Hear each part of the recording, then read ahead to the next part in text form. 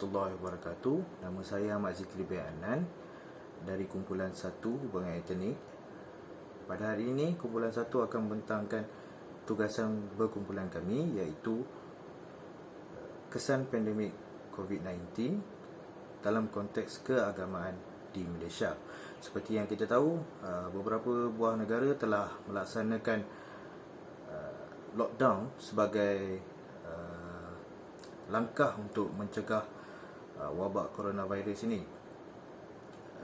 Malaysia juga tidak terkecuali, iaitu dengan pelaksanaan Perintah Kawalan Pergerakan iaitu PKP dan pelbagai lagi SOP yang telah dilaksanakan dan dipatuhi demi memutuskan rantaian COVID-19 ini. Akan tetapi dengan aktiviti kelaziman dan harian oleh masyarakat yang pelbagai etnik di Malaysia ini telah mengalami satu kelainan dalam pembaharuan budaya. Oleh itu, kumpulan 1 akan membentangkan dalam konteks keagamaan. Assalamualaikum.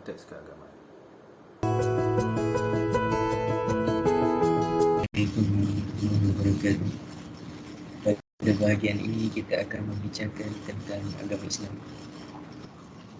Budaya asal keagamaan agama Islam termasuk solat jemaat dan azan. Solat merupakan satu upacara agama dan ibadat yang paling penting bagi umat Islam dan ianya dipercayai sebagai tiang agama. Ibadat ini juga dikenali sebagai sembahyang. Penganut Islam perlu menunaikan solat di mana-mana tempat yang bersih. Seterusnya adalah solat Jumaat. Solat Jumaat ialah solat yang diwajibkan ke atas semua Muslim yang balik dan berakal. Solat ini mesti dilaksanakan secara berjemaah pada waktu Zuhur dan hari Jumaat. Seterusnya adalah azan yang merupakan panggilan kepada umat Islam untuk menunaikan solat. Azan dilakukan dalam bahasa Arab sebagai tanda masuknya waktu solat. Melalui azan ini, umat Islam disuruh menunaikan solat. Seterusnya, perayaan asal agama Islam. Terdapat dua perayaan utama dalam Islam yang diamalkan di Malaysia, iaitu Hari Raya Aidilfitri dan Hari Raya Aidiladha. Selain itu, ada juga sambutan bersempena hari kebesaran Islam seperti Ma'al Hijrah, Ashura, Maulidur Rasul dan Isra' Mi'raj. Hari Raya Aidilfitri diraihkan pada 1 Syawal menurut kalender Hijrah. Perayaan ini disambut setelah orang Islam menunaikan ibadah puasa selama sebulan pada bulan Ramadan. Hari Raya Aidiladha pula disambut pada 10 Zulhijjah, iaitu ketika sebahagian penganut Islam sedang menunaikan ibadat haji di Mekah. Pada hari itulah mereka disunatkan melakukan ibadah korban, iaitu menyembelih unta, lembu, kerbau, kambing atau bili-bili untuk disedekahkan kepada golongan fakir miskin. Pada hari tersebut juga orang Islam menunaikan solat sunat hari raya. Assalamualaikum warahmatullahi taala wabarakatuh. Saya Ahmad Zakirin bin Hasan. Saya akan menerangkan tentang kesan COVID-19 terhadap agama Islam di Malaysia. Semasa COVID-19 melanda, banyak perkara yang terjejas termasuk amalan umat Islam, iaitu amalan mengunjung ke rumah saudara sewaktu perayaan Aidilfitri dihadkan dengan jumlah yang tertentu. Solat berjemaah dihadkan di masjid dengan bilangan jemaah tidak melebihi 50 orang dengan mengamalkan SOP sewaktu PKP dan PKPB. Semua majlis perkahwinan atau majlis keramaian ditangguhkan sewaktu PKP. Kerajaan menguatkuasakan larangan perjalanan merentas sempadan negeri. Masyarakat perlu akur dengan perintah sekatan yang telah ditetapkan oleh Majlis Keselamatan Negara demi kesejahteraan semua. Banyak perniagaan yang terjejas akibat pandemik COVID-19. Sifat keadaan itu perlu diakui sebagai menzahirkan kesyukuran, dan tahun 2020 juga bakal menjadi suatu sejarah yang akan dikenang pada masa akan datang.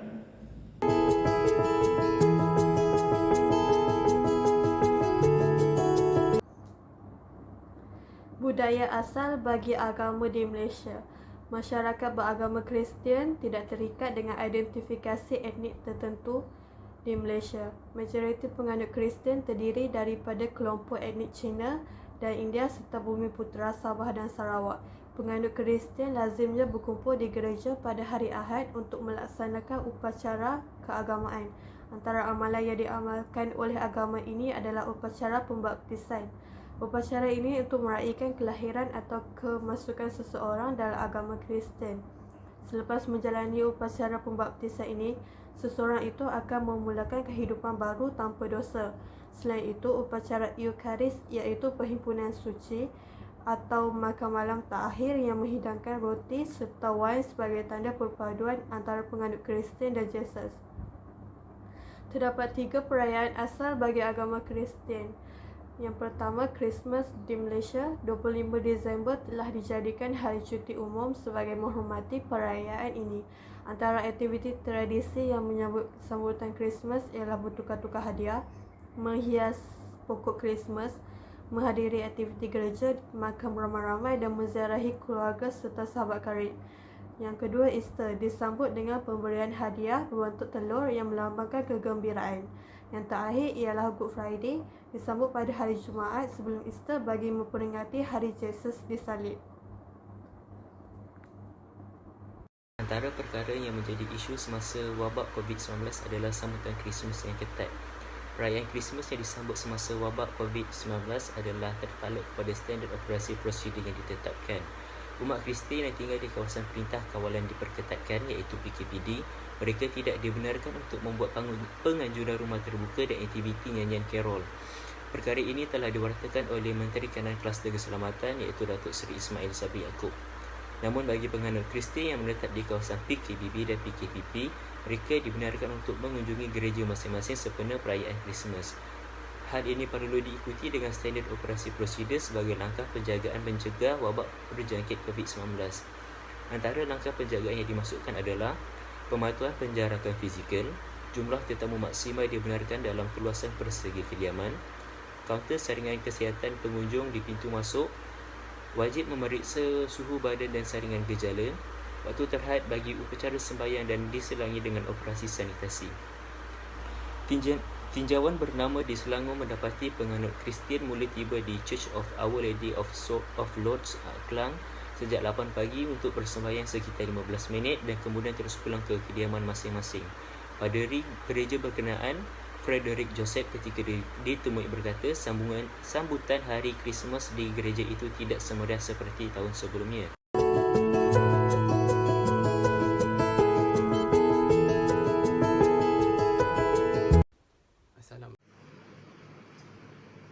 Agama Buddha telah dipaparkan melalui 3 aliran utama. Yang pertama iaitu Theravada, kedua Mahayana, ketiga Vajrayana. Buddhisme di Malaysia boleh dilihat dengan 2 peringkat. Peringkat pertama adalah pertengahan kurun abad ke-3 sebelum Masihi, manakala peringkat kedua, peringkat yang lebih contemporary, perhijrahan beramai-ramai orang Cina ke Tanah Melayu pada abad ke-17.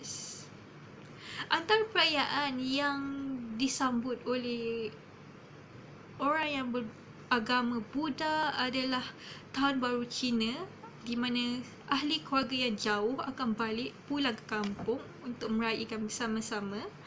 Kedua adalah Cap Gomeh, di mana perayaan ini disambut 15 hari selepas Tahun Baru Cina. Dan ketiga adalah Qingming, merupakan perayaan yang disambut pada bulan April untuk mengingati orang yang telah meninggal dunia. Assalamualaikum, nama saya Muhammad Najib dan saya akan terangkan berkaitan isu yang relevan serta pendapat awam tentang agama Buddha semasa pandemik COVID-19. Antara isu yang diperkatakan ialah berkaitan SOP sambutan Tahun Baru Cina. Semasa penularan wabak COVID-19 melanda negara ini, SOP sambutan perayaan ini menjadi sebutan ramai dan memberi persoalan kepada ramai orang awam. Antara garis panduannya ialah berkaitan larangan rentas negeri dan daerah serta tidak dibenarkan bergerak melebihi 10 km dari tempat tinggal. Seterusnya ialah berkaitan aktiviti makan bersama keluarga yang dibenarkan tetapi tidak melebihi 15 orang ahli keluarga terdekat yang tinggal dalam zon lingkungan 10 km. Seterusnya tentang pendapat awam. Antara pendapat awam berkaitan isu SOP perayaan Tahun Baru Cina ini ialah orang awam dan ahli politik mengkritik larangan pulang ke kampung dengan mengatakan kerajaan tidak peka budaya, dan ramai juga orang awam yang meluahkan kekecewaan apabila tidak dapat pulang ke kampung untuk makan dan berkumpul bersama keluarga masing-masing. Pendapat awam kedua ialah tentang memanfaatkan teknologi ketika sambutan Tahun Baru Cina. Ini kerana walaupun mereka tidak dapat bersama ahli keluarga dalam rakan dari dekat ataupun jauh, mereka dapat mengeratkan silaturahim dengan berhubung menggunakan panggilan video ataupun media sosial. Semua teknologi ini memudahkan semua pihak untuk saling mengingati ketika musim perayaan ini. Itu saja daripada saya. Assalamualaikum warahmatullahi wabarakatuh. Nama saya Muhammad Liman Hakim bin Muhammad Azam. Saya akan menceritakan sedikit berkenaan dengan agama Hindu di Malaysia. Kawinan masyarakat India. Tirumanam ni bermaksud penyatuan atau ikatan melalui perkahwinan antara pasangan suami isteri. Kemudian kita dapat melihat masyarakat India ini dalam menguruskan kematian, mereka mempercayai bahawa konsep kelahiran semula itu ada, iaitu kematian ni ibarat tidur dan mereka akan bangun selepas tidur. Kita dapat tengok cara menanggalkan tali. Tali merupakan satu rantai suci perkahwinan yang hanya boleh ditanggalkan oleh isteri setelah suaminya meninggal dunia. Kita akan masuk pula kepada perayaan bagi kaum India yang menganut agama Hindu di Malaysia. Bagi kaum India yang beragama Hindu, mereka akan menyambut Deepavali, Taipusam dan Pongal bagi setiap tahun. Jadi inilah sedikit sebanyak yang saya boleh kongsi tentang perayaan kaum India kepada rakan-rakan semua. Itu saja daripada saya. Terima kasih. Assalamualaikum warahmatullahi wabarakatuh. Saya Ahmad Haris bin Ahmad Rashidi. Saya akan sambung menerangkan tentang kesan COVID-19 kepada agama Hindu di Malaysia. Ketika wabak COVID ini melanda, semua aktiviti perayaan bagi agama Hindu terutama hari Deepavali dan juga hari Taipusam terkesan. Rumah terbuka tidak dapat dibuat semasa hari Deepavali dan juga tidak boleh mengunjung ke Batu Cave untuk menyambut hari Taipusam. Rumah ibadat juga ditutup dan hanya boleh pergi ke rumah ibadat yang terdekat sahaja. SOP juga perlu dipatuhi ketika berada di rumah ibadat. Ramai penganut agama Hindu positif dengan dugaan ini kerana ianya adalah untuk kebaikan bersama. Semasa menyambut hari Deepavali, jamuan makan-makan hanya dibuat bersama ahli keluarga serumah sahaja. Dan ketika hari Taipusam, mereka hanya bersembahyang di rumah atau di kuil yang berdekatan. Ramai penganut agama Hindu telah membuat tempat bersembahyang sendiri di rumah dan ia juga dapat mengeratkan hubungan antara ahli keluarga. Dugaan ini perlu ditempuhi dengan positif untuk menangani penyebaran. Assalamualaikum warahmatullahi wabarakatuh. Saya Muhammad Yusof dan saya akan merumuskan tentang kesan-kesan COVID-19 terhadap agama di Malaysia. Seperti yang kita tahu, terdapat 4 agama yang majoriti di Malaysia iaitu Islam, Kristian, Hindu dan Buddha. Keempat-empat agama ini telah menerangkan tentang budaya asal agama mereka, merayakan perayaan asal, isu-isu yang relevan dan pendapat awam. Sebagai masyarakat dalam pelbagai agama di Malaysia, mereka telah menempuhi kelainan dalam pembudayaan baharu. Oleh itu, masyarakat perlulah mematuhi SOP yang telah dilaksanakan oleh pemerintah untuk memastikan rantaian COVID-19 ataupun COVID-19 ini terputus.